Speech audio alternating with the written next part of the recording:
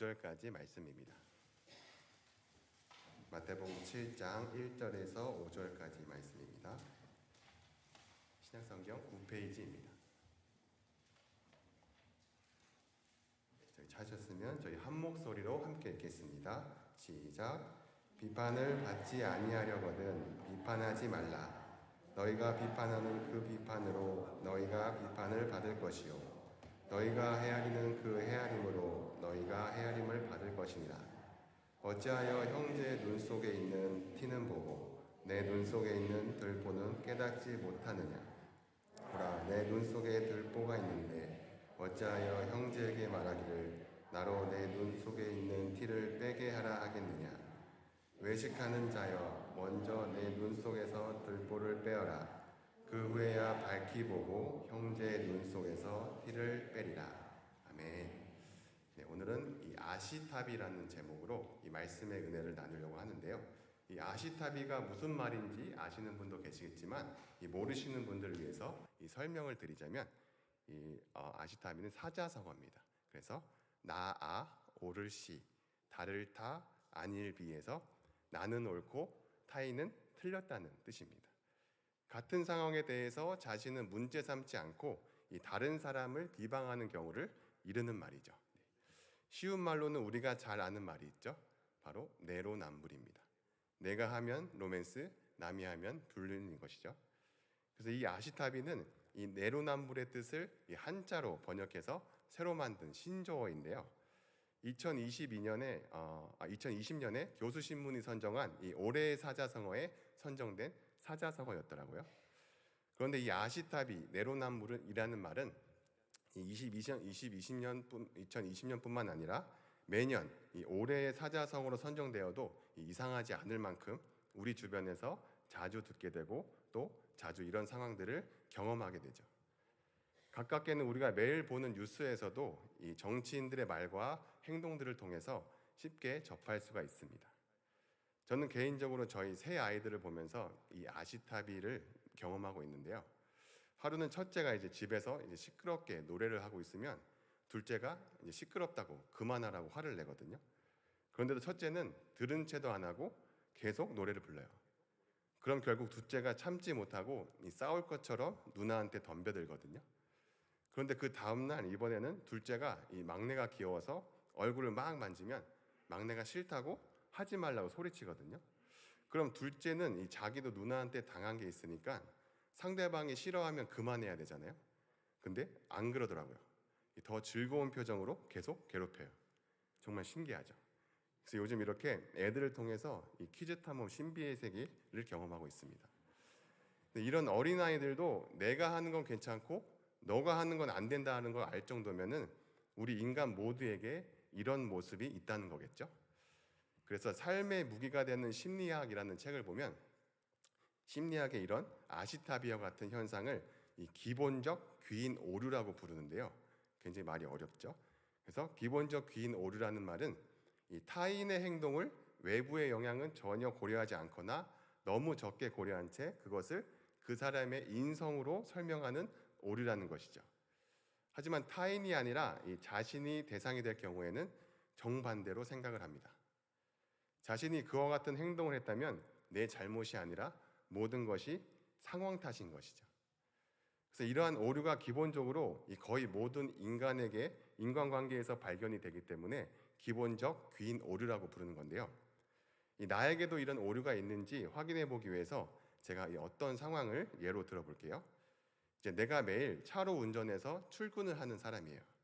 근데 회사가 좀 멀어서 이 고속도로를 이용하고 있는데요. 그런데 출근 시간에는 고속도로가 항상 막히죠.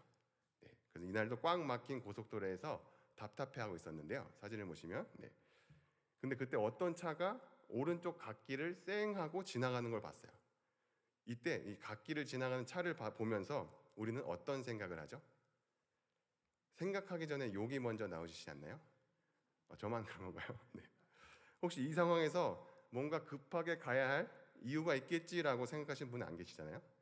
혹시 그런 분이 계시다면 오늘 설교는 안 들으셔도 됩니다. 근데 우리는 보통 이런 사람들을 보면은 그 사람의 외부 상황은 전혀 생각하지 않고 그저 저런 사람은 못 배운 사람, 잘못된 사람으로 단정을 지어버려요. 그런데 만약 내가 그 갓길을 이용했다면 나에게는 그럴 만한 이유가 있는 것이죠. 아내와 어린아이 3명이 타고 있는데 이 휘발유가 바닥나서 이 응급 상황이라서 어쩔 수 없이 갓길을 이용한 거예요. 하지만 이런 상황을 모르는 다른 사람들은 이 갓길을 이용하는 지나가는 우리를 보고 욕을 했겠죠. 그래서 심리학자들보다 먼저 우리의 이런 연약함을 잘 아시는 예수님께서 이 오늘 본문 말씀을 통해 우리에게 이렇게 명령하시는데요. 본문 말씀 1절에서 2절 말씀을 함께 읽어보겠습니다. 시작. 받지 아니하려거든 비판하지 말라. 너희가 비판하는 그 비판으로 너희가 비판을 받을 것이요 너희가 헤아리는 그 헤아림으로 너희가 헤아림을 받을 것이니라. 이 7장 말씀은 이 앞에서 이 마태복음 6장에서 예수님의 제자된 자들이 그 일상생활 가운데 추구해야 하는 이 자신 스스로의 경건과 관련된 규례에 대해서 다루신 다음에 이제는 타인과의 관계 속에서 지켜야 하는 이 대인관계 규례를 다루시는 건데요. 왜냐하면 당시 유대 사회에서는 이 율법이나 자신들이 만든 계율로 이웃을 정죄하는 풍조가 만연했거든요. 그래서 예수님은 이 자신을 따르려는 제자들에게 습관적으로 계속해왔던 이 비판하는 일을 당장 그만두고 새로운 기준을 가지라고 촉구하시면서 비판하지 말라라고 강력하게 명령하고 계시는 거예요.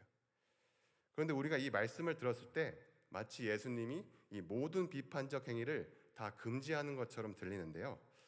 그런 의미였다면 예수님부터 고치셔야 했던 게 이 마태복음 23장에서 예수님은 이 바리새인과 서기관들을 향해서 7번이나 화를 내시면서 그들을 비판하시거든요. 그런데 이 1절에 쓰인 이 비판이라는 단어의 원어의 의미가 비판하다, 평가하다, 결정 내리다, 법정에서 재판하다처럼 광범위하게 사용이 되거든요. 그래서 어떤 학자는 이 비판하지 말라는 말씀을 공정하지 않게 재판하지 말라라고 번역하면서 다른 사람을 급히 판단해 버리거나 자신을 평가하는 것과 다른 기준에 따라서 타인을 재판하지 말라는 뜻으로 해석하시더라고요. 그러니까 예수님께서 우리에게 이 비판하지 말라라고 하신 뜻은 옳고 그름을 분별하는 정당한 판단을 가리키는 것이 아니라 마치 내가 심판자가 되어서 다른 사람의 삶의 이해심이나 공감 없이 그의 삶과 인격에 대해서 이 최종 판결권을 가진 것처럼 굴지 말라는 말씀이신 거예요. 왜냐하면 이것은 하나님과 같은 위치에서 다른 사람을 정죄하는 교만한 태도이기 때문이죠. 사도 바울도 로마서 2장 1절에서 3절에 남을 판단하는 사람에 대해서 이렇게 말씀하시는데요.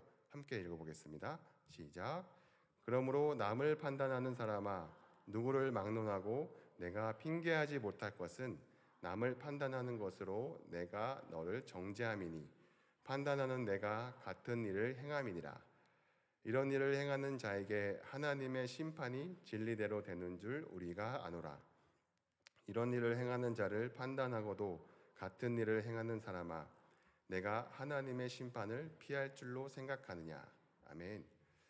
여기 로마서 1절 말씀에서도 남을 판단하는 것으로 내가 너를 정죄한다라고 말씀하셨듯이 이 본문 2절 말씀에서도 주님은 우리에게 너희가 비판하는 그 비판으로 너희가 비판을 받을 것이고 너희가 헤아리는 그 헤아림으로 너희가 헤아림을 받을 것이라고 말씀하시죠. 여기서 헤아림이라는 단어의 원어는 이 시장에서 곡물을 측정하는 이 저울과 같은 도구를 말하는데요. 그러니까 어떤 평가의 기준이 되는 것이죠. 그래서 내가 세운 기준으로 남을 비판하고 헤아리는 자는 이제 하나님의 편견 없고 공정한 기준에 따라서 비판과 헤아림을 받게 된다는 거예요. 예를 들어서 누군가를 긍휼과 사랑 없이 비난하는 사람은 하나님의 긍휼과 사랑 없는 비난으로 되돌아온다는 것이죠. 그런데 하나님의 심판으로 돌아오기 이전에 우리가 누군가를 비난하면 그 비난이 상대방에 닿지 못하고 나에게 그대로 돌아오는 경우도 있거든요. 그래서 그 비난 그대로 내가 받을 때가 있어요. 이러한 경우를 이 개그맨 신동엽 씨가 깨닫고 이 어느 프로에서 나와서 얘기한 영상이 있는데요. 그 영상을 함께 보시겠습니다. 그리고 운전을 혼자 할 때 누가 딱 깨우면 난 절대 욕을 안 해. 왜냐면 저 사람은 못 들어. 이 차 안에 나 혼자 욕하고 나만 듣는 거야. 맞아. 그 욕을 나만 들어. 저 사람은 데미지가 하나도 없어.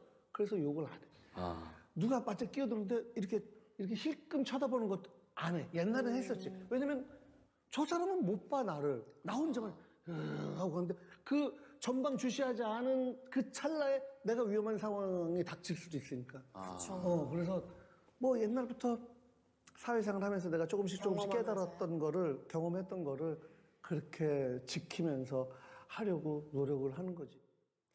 네, 저도 운전하면서 이런 행동을 많이 하는데요. 이 영상을 보고 나서 반성을 많이 했습니다. 네, 그리고 이런 우리에게 예수님은 이 남을 심판하는 것 대신에 무엇을 해야 하는지 가르쳐 주시는데요. 오늘 본문 3절, 4절 말씀입니다. 함께 읽겠습니다. 시작. 어찌하여 형제의 눈 속에 있는 티는 보고 눈 속에 있는 들보는 깨닫지 못하느냐. 보라, 내 눈 속에 들보가 있는데 어찌하여 형제에게 말하기를 나로 내 눈 속에 있는 티를 빼게 하라 하겠느냐. 네, 우리가 너무나 잘 알고 있는 말씀이죠.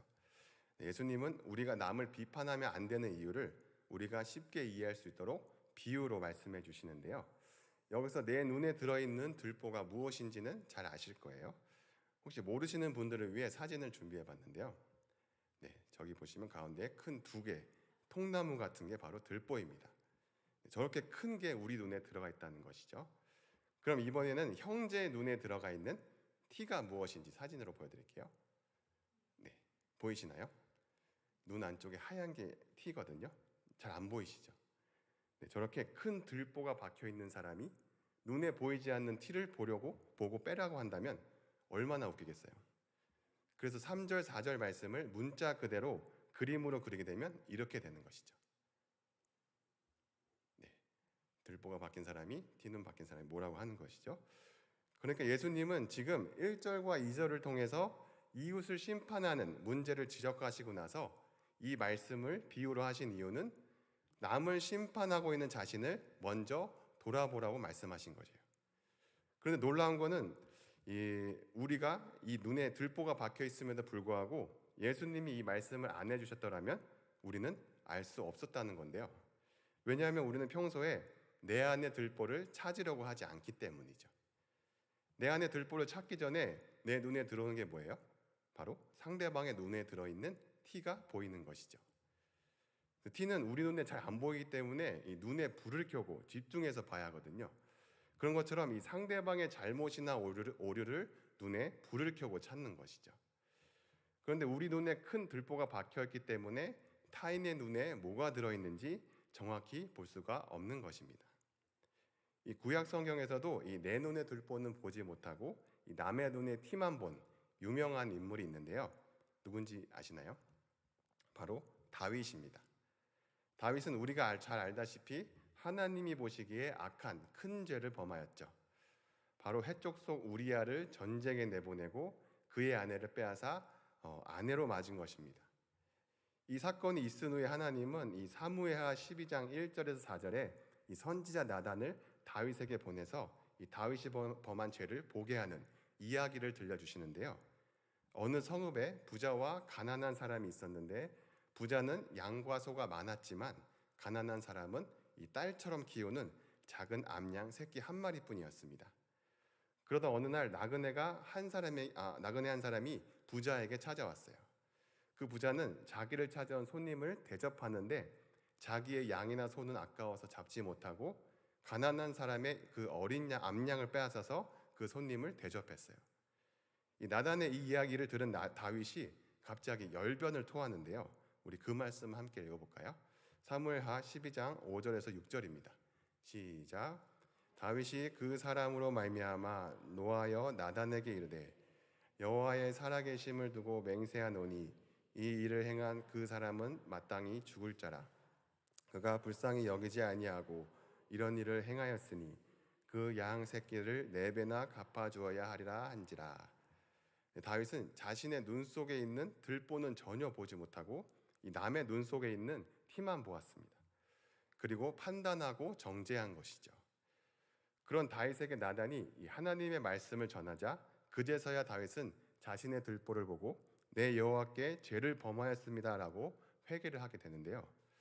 이처럼 예수님도 이 내 안의 죄를 보지 못하고 이 남의 죄를 판단하고 정죄하는 우리들에게 이 본문 5절 말씀을 통해서 우리에게 이렇게 말씀하십니다. 함께 읽겠습니다.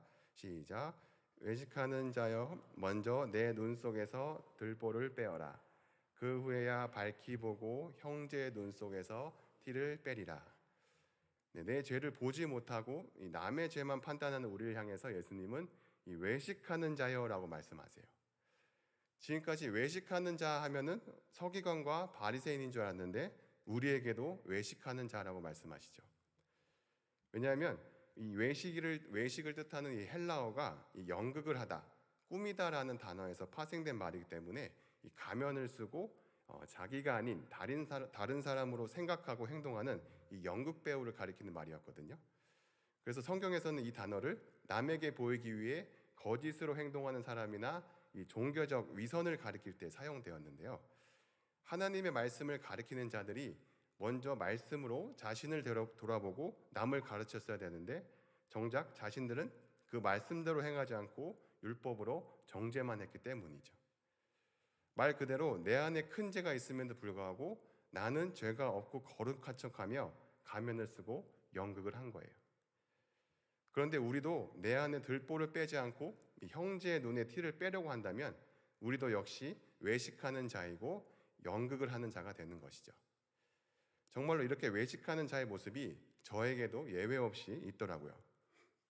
이 며칠 전에 이 주일에 이 어와나 트랙과 전이 아이들하고 이 인터랙션이라고 하는 이 재미있고 이 흥미로운 활동을 하는 시간이 있었는데요. 이 그날의 주제가 이 나의 죄가 무엇인지를 돌아보는 것이었기 때문에 이 포스트잇에 내가 지금까지 지은 죄들을 10개 정도 적고 그거를 몸에 붙여서 떨어뜨리는 게임을 했거든요. 근데 만약에 포스트잇을 떨어뜨리지 못하면 그 죄를 친구들 앞에서 읽어야 했기 때문에 필사적으로 떨어뜨려야 하는 것이죠. 그때 아이들이 죄를 떨쳐내기 위해서 얼마나 필사적이었는지 그 영상을 잠깐 보실까요?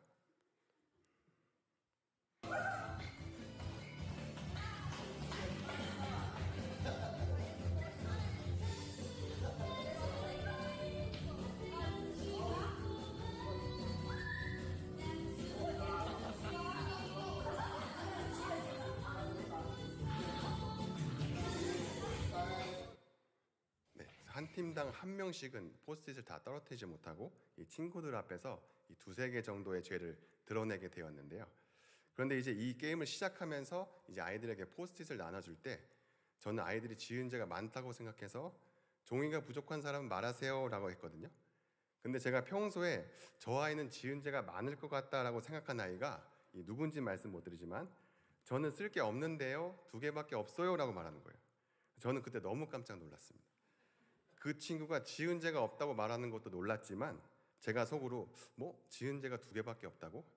잘 생각해보면 많을 텐데 라고 그 친구의 티를 찾고 있는 제 모습에 너무 놀랐거든요. 살아온 세월로 보나 외모로 보나 지은 죄가 제가 더 많은데 내 안에 들보는 보지 못한 것이죠. 그때 다시 한번 나는 정말 이 바리새인 중에 스타, 바리스타구나라는 걸 새삼 깨달았습니다.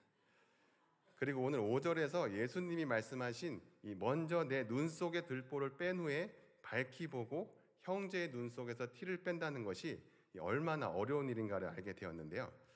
왜냐하면 내 눈에 박힌 이 큰 들보를 빼내려고 한다면 얼마나 큰 고통이겠어요.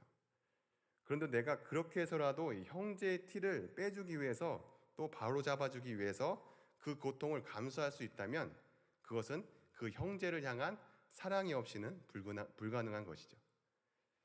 그래서 정말 그 형제 자매를 위해서 이 권면이나 조언을 해주고 싶다면 먼저 그 말을 나에게 해봐서 내가 가지고 있는 똑같은 죄를 씻어내고 아픔을 감수할 수 있는 이 사랑이 있을 때 그 형제 자매에게 말할 수 있는 자격이 있는 거예요. 그런데 그런 자격이 있는 사람이 우리 중에 있을까요? 네, 아마 없을 겁니다. 하지만 그런 분이 오직 한 분 계시죠. 바로 예수 그리스도십니다. 왜냐하면 예수님은 우리의 죄를 용서해 주시기 위해서 이 십자가라는 들보에 달려서 죽으시는 고통을 감수하셨거든요. 십자가를 통해 우리의 향한 사랑을 보여주셨기 때문에 우리에게 말씀하실 수 있는 거예요. 그리고 우리가 그 말씀을 듣고 따를 수 있는 분도 오직 예수님 한 분밖에 없는 것이죠. 우리는 주님 앞에 모두 똑같은 죄인이었습니다. 그런 우리를 의롭다 말씀해 주신 것은 모두 주님의 십자가 은혜 때문이에요. 이 은혜를 생각한다면 우리는 나만 거룩하고 너는 죄인이라고 말하지 못할 것이고, 나만 옳고 너는 잘못됐다고 말하지 못할 것입니다. 만약 우리 주변에 권면이 필요한 사람이 있다면 먼저 그 사람을 향한 사랑의 마음을 달라고 주님께 기도해 보세요. 그리고 우리를 향한 주님의 사랑으로 우리의 눈이 깨끗해졌을 때 주님의 시선으로 그 사람을 다시 바라보는 거예요. 그러면 내가 해줄 말은 아무것도 없다는 것을 알게 되면서 주님께 맡기는 기도를 하게 될 겁니다. 왜냐하면 깨끗해진 눈으로 내가 보이게 되면은 나도 똑같은 사람이기 때문이죠. 이번 한 주간도 이 주님이 주신 이 한없는 사랑을 통하여서 나를 볼 수 있는 은혜가 함께 하기를 주님의 이름으로 축복합니다. 찬양 드리겠습니다.